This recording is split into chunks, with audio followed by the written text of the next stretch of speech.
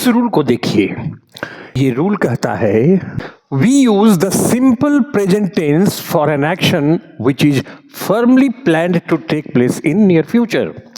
Rule कहता है कि वैसा काम जो निकट भविष्य में फर्मली प्लान्ड है, मतलब कोई भी ऐसा काम जो फर्मली प्लान्ड हो, पक्का हो कि वो निकट भविष्य में होगा ही, तब ऐसी स्थिति में we use the simple present tense.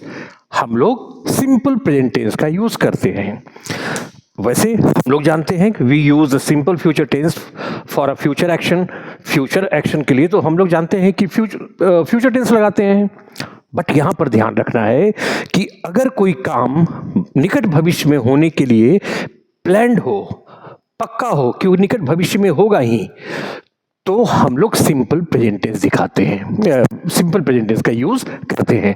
जैसे एक एग्जाम्पल से समझे। मान लीजिए आपके पास सेंटेंस ऐसा है, अगले महीने प्रधानमंत्री यहां आ रहे हैं, या फिर ऐसे भी हो सकता है आने वाले हैं, ऐसा भी हो सकता है, या फिर ऐसे भी हो सकता है आएंगे।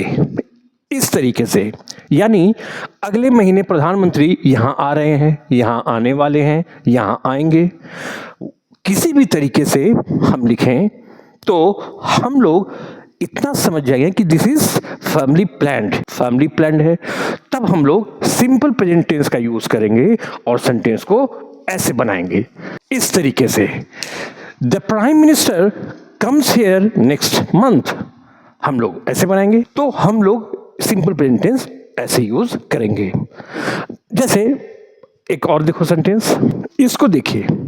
जैसे हम लोग जैसे ही लिखते हैं, अगला बैच अगला सोमवार को शुरू हो रहा है। ये न लिखकर तुम इस पैटर्न पर लिख सकते हो, ऐसे शुरू होने वाला है, ऐसे भी लिख सकते हैं, या फिर शुरू होगा, ऐसे भी लिख सकते हैं, इस तरीके से।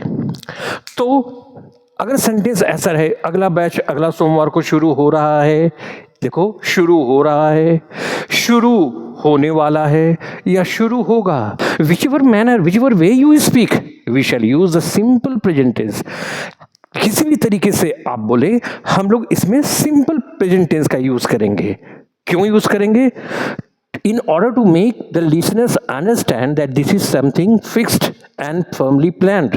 तो सिंपल प्रेजेंट टेंस का यूज इसलिए कर रहे हैं क्योंकि ग्रामर का रूल बताता है कि सिंपल प्रेजेंट टेंस को जब यूज करेंगे तो सुनने वाला समझ जाएगा कि ये फर्मली प्लान्ड है, फिक्स्ड है, पक्का है। तो सिंपल प्रेजेंट टेंस यूज करके इसको ऐसे बनाएंगे, the next batch starts on Monday next. तो क्या हुआ, हम लोग simple present tense subject verb one, verb में एस लगाए, सब्जेक्ट सिंगुलर है। It means all that I wish to say here is that we are using the simple present tense. हम लोग सिंपल प्रेजेंट टेंस यूज कर रहे हैं, even though the statement is in the future situation, the action will happen in future. बावजूद इसके कि ये काम भविष्य में होगा, वो किस लिए कर रहे हैं? ताकि सुनने वाला समझ जाए कि ये काम फर्मली प्लान्ड है। इसी तो this is the rule. Now question arises, अब सवाल ये उठता है, या फिर यू मस्ट बी थिंकिंग, अगर तुम सोच रहे होगे कि अगर यही सेंटेंस है, जैसे इस सेंटेंस को लो, अगले महीने प्रधानमंत्री यहां आ रहे हैं। अगर somebody says like this, कोई ऐसा बोलता है कि the prime minister is coming here next month, तो क्या ये गलत है? यानी प्रेजेंट कंटिन्यूअस टेंस का यूज अगर हम कर दें तो क्या गलत है? तो कहता है नहीं, ये गलत नहीं है, लेकिन ये जो है सुनने वाला को ये मैसेज नहीं जाएगा कि ये फर्मली प्लान्ड है।